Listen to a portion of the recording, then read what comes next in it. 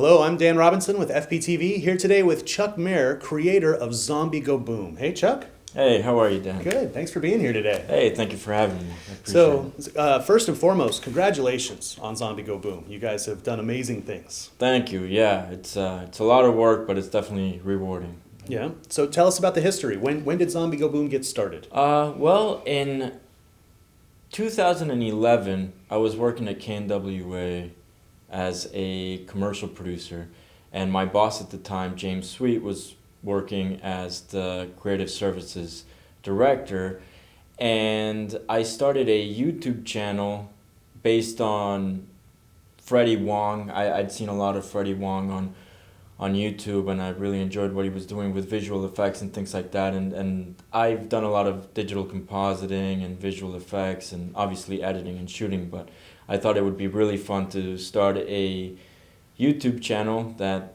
kind of utilized some of the techniques that I enjoyed doing so that I wasn't just making commercials for somebody else the entire time. That can get kind of boring. It becomes work instead of your passion or your fun. I was lucky enough that my work was similar enough to my passion where I continued to grow, but I really wanted to do something different.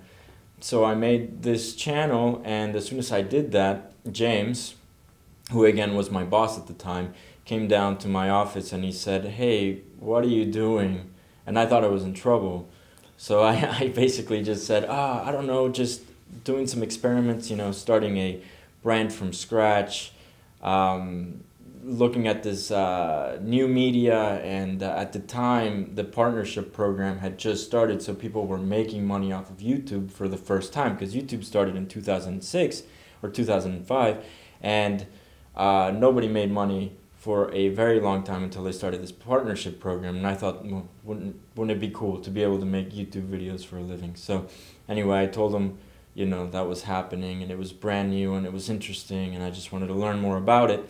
And he said, "Oh, okay," and he left, and I was like, oh man, I'm in trouble. But 15 minutes to 30 minutes later, he came down and he said, "Hey, have you thought about doing something on YouTube that you can be more consistent in, that might utilize an existing audience that you already like?" And I said, "What are you talking about?" And he's like, "Well, you like zombies, right? You're writing that zombie movie." I was writing this zombie movie at the time. And I said, "Yeah, sure, I do." And he said, "Well, why don't we together do a reality show on YouTube about zombies, or a non-scripted kind of series?" And I said, "Okay, that's interesting." And then we started going back and forth, and eventually we came up with Zombie Go Boom as the show. And then another person that worked with us at the time, his name is Jody, he actually came up with the name, because we couldn't come up with the name. And then he was like, "What about Zombie Go Boom?" And we were like, that's catchy, I like it. So we went from there. We started in 2011 with 0 subscribers and 0 views, and we made a promo, and a lot of zombie enthusiasts on Facebook got behind us and started promoting us, and obviously it hasn't been easy. It's been 5 years of incredible, just hard work, and James and I have both had, very bad personal things happen during that entire essentially adventure. But it kind of feels like Lord of the Rings. It's not supposed to be easy. So Right. So now, 1 million subscribers later? over 1 million subscribers later, over 120 million views. In fact, last month we got 10 million views alone, which we've done some research, and that's equivalent to the viewership of something like the WWE or Family Guy. When you look at shows on reality TV like American Pickers or Pawn Stars, you think they get really good viewership, but they actually get about 800,000 views per month. So we're destroying that, right? But the problem is we're destroying that on YouTube, and right now YouTube is seen like the redheaded stepchild of entertainment, kind of like television was when that first started. Yeah. So, and that's something to, that's really difficult to get past as far as getting sponsorships and having people believe in you enough to really invest in you. Being on YouTube is quite a bit harder than being on television, even if you can show the same or even greater numbers. Right, which is amazing because YouTube stars are becoming a phenomenon. I mean, I think the industry is realizing that it is really a serious thing, but at the same time, like you're saying, they're just still not really taking it seriously No. in the ways that they could. And then the scene has slightly changed, right, with YouTube Red? Yes, now it's getting a little bit weird because, you know, they're making entertainment more accessible so that people don't have to rely on certain distributors. Like, you don't have to get a Dish Network account or a Cox account or anything like that in order to watch, HBO, because you can get HBO now, or you can watch a lot of the shows that you see on network TV or cable through Netflix or Hulu. And because of that, other places have started their own sort of VOD networks, like the WWE has its own, and now YouTube is trying to do the same thing with YouTube Red, and it is really interesting. It's attempting to just get higher quality content online, and instead of just monetizing the content from advertising revenue, it's attempting to monetize the content from subscriptions. And it's definitely interesting, and it's something that we have tried. It might take a while because people that have grown up on YouTube have grown up with the YouTube brand, which is essentially broadcast yourself for free, and people, even if the content is high production value, people see it as something that should be free. And I think it has a lot to do with the fact that most people that are on YouTube or watch videos on YouTube are very young, I could say, based on my statistics, my analytics, that our main demographic is 18 to 35-year-old males based on our pie charts. But the people that comment, the people that are really into the brand, really, really loyal, are like 14-year-old boys, and they don't have any money, and they're not going to ask their parents, or even if they do, hey mom, can I spend some money on this zombie show or something like that? They might be like, I don't know about that. But that's the kind of problem that you run into trying to monetize something that has been free since the beginning. And we've actually attempted something similar through a company called PivotShare, where we started a VOD network. And because of, at the very least, attempting that, that's actually what got us on the cover of the Wall Street Journal, which was a pretty big deal for us. But at the same time, the success was getting the coverage on the Wall Street Journal and on NPR, and I think GMA was supposed to do a story, but the success was not the actual network itself. People are just not ready for that right now. So what we've decided to do is refocus on the channel and really do the things that are currently working on YouTube, which that changes all the time. At the beginning of YouTube, it used to be get a really killer thumbnail and a really killer title, and people will watch, they will click, and the more views you have, the more revenue you will have. And then YouTube started changing things because they realized, okay, you could put essentially and I hope this is okay to say, but essentially a thumbnail of a really attractive woman wearing very little clothing and a title to go along with it, and then people click on it, and then it turns out it's just some guy just vlogging, and it's completely irrelevant, but he gets a ton of views because he tricked people, clickbait, right? But now YouTube has made it so that watch time matters.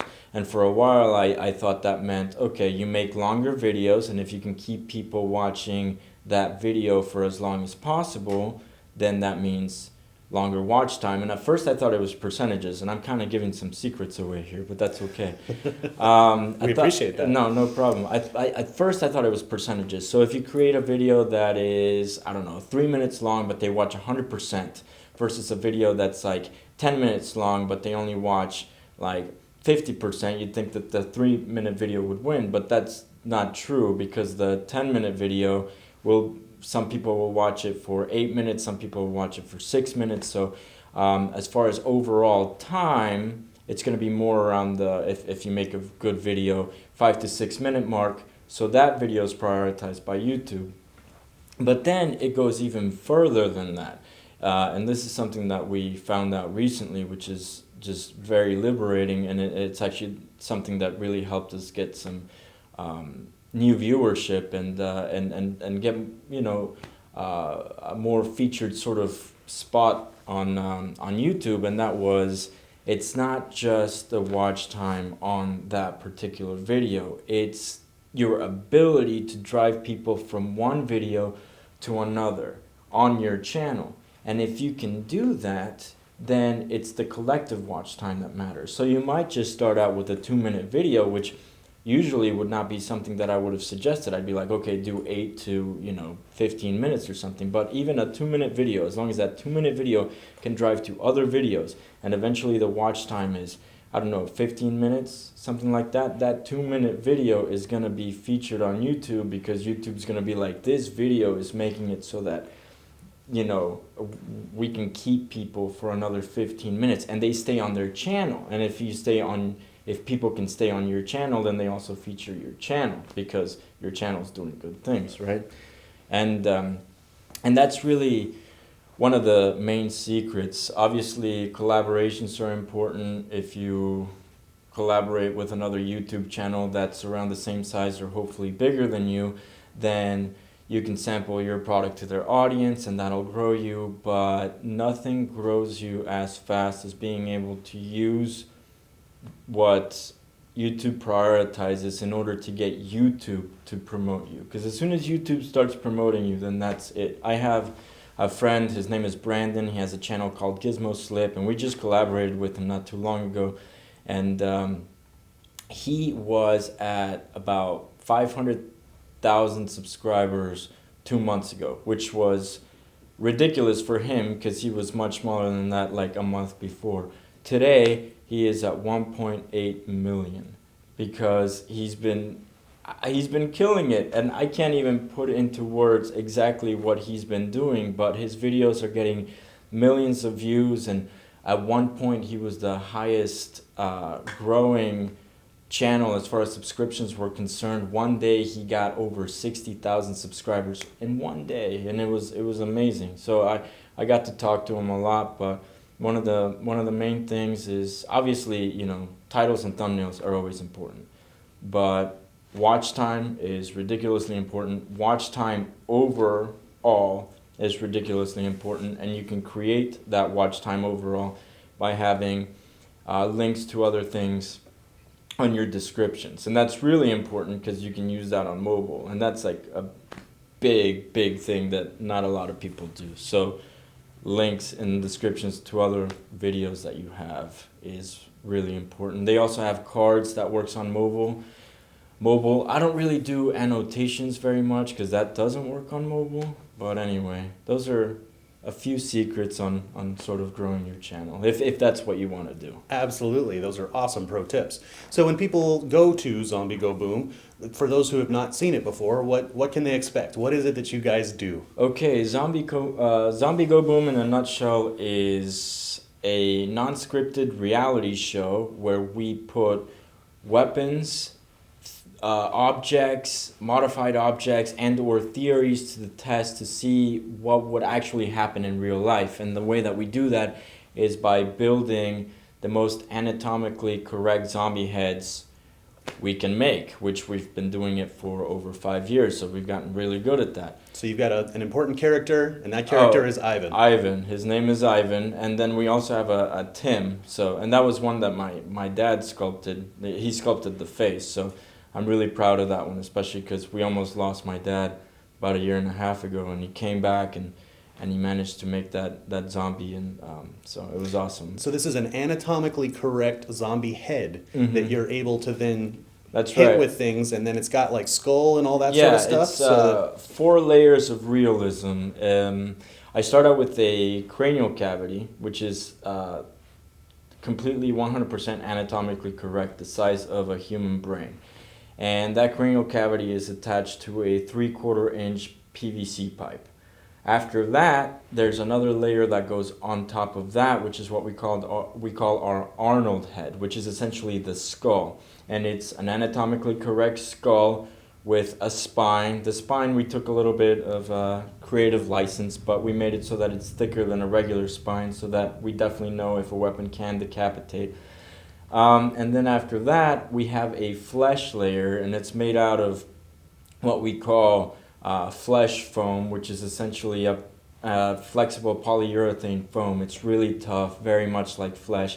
And then after that, there's a thin layer of urethane rubber skin analog. So, and we can fill it with whatever we want from the bottom, whether it's blood or gore or anything. And essentially, if you can get through this skull, you can kill a zombie.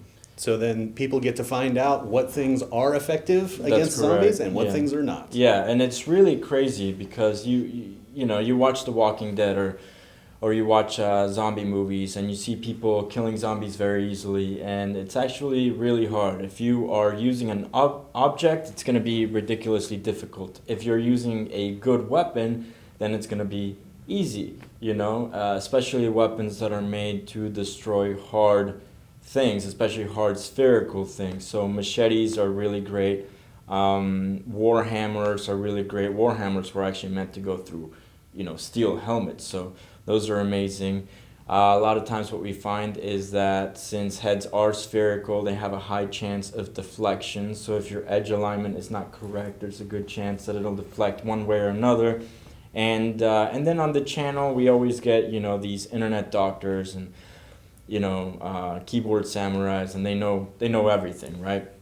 And one of the things they always talk about is, well, a zombie is rotting, so therefore the skull would be rotted, so it'd be easier to get through it. But it takes hundreds, if not thousands of years for bone to decay to the point where it is easy, brittle, or just weak. And even if it didn't, then you would get to the conversation where, well, if the bone's weak, then the zombie can't grab you, the zombie can't bite you, there's nothing the zombie can do to you. So best to be prepared versus fresh zombies than it would be, you know, 100-year-old rotted zombies. If they could even move, they'd just be bone, basically. But the bone does stay hard, and it stays pretty strong for a very long time. So so yeah, these heads will definitely keep you prepared. Now, there are some objects that don't work very well, but once you modify them, they work really well, you know? Like you take a baseball bat, yeah, that can definitely kill a zombie, but it's probably going to take you a couple of hits, maybe 3 hits. If you add a circular saw blade to it, then that's a 1-hit kill, and it's just in and out, you know, that kind of a thing. So we do a lot of that too. We build weapons, create them, try to come up with different techniques. But then we also will show high-end weapons that already exist and objects. And sometimes objects are incredibly surprising. For example, the chainsaw is one of the worst weapons we've ever tested on Zombie Go Boom, and it's iconic. It's in every single movie, horror movie, whatever, and it's an amazing weapon. They just go like this and it hacks people. Well, that's not how a chainsaw works. If you hit something with a chainsaw, the chain's gonna pop off. So you actually have to set it and cut, and it takes a while, even with a powerful chainsaw. Not only that, it takes gas, it takes oil, it's ridiculously difficult to start, and if you accidentally miss and you cut somebody's clothes, the fabric will shoot into the chain and it'll stall out the weapon. And it's also heavy and unwieldy, so terrible weapon, even though people believe that it's great. On the other end of the spectrum, we found out that a pencil, in many ways, is better at killing zombies than a knife or a pen. Essentially, when you stab somebody, this is a zombie. When you stab a zombie with a sharpened pencil, the lead is able to the lead and the wood are able to create sort of micro, just like breaks or fractures. Yes, the pencil is able to create micro fractures in the skull, and then it's able to push the rest of the pencil into the cranial cavity. So obviously you have to sharpen it right afterwards. So it's not like you can just go boom, boom, boom, and it takes a lot of strength, you know, and there's a technique for that, just sort of like a hammer fist technique, where you use your hips as opposed to just your arm, because you want to utilize your entire body when you're using weapons or even just defending yourself. But just interesting things like that. Like, who would have thought a pencil would be better than a chainsaw at killing zombies, right? Totally. That's amazing. Well, pro tips on creating a successful YouTube channel and on zombie extermination. That's right. That's what we do. From Chuck Meré. That's really amazing. Thank you so much for being here and for sharing with us. And if people want to find out more about Zombie Go Boom, they can go to youtube.com/ZombieGoBoomTV. Very cool. Thank you very much, Chuck. Thank you. Appreciate it. And thanks for watching us here on FPTV.